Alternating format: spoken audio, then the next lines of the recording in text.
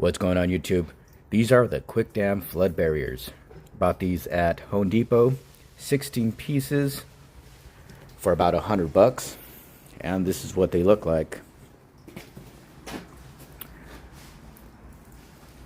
They are supposed to stop water, usually more effective if you put them up towards a garage, and if you do run them over, a gel-like substance will come out.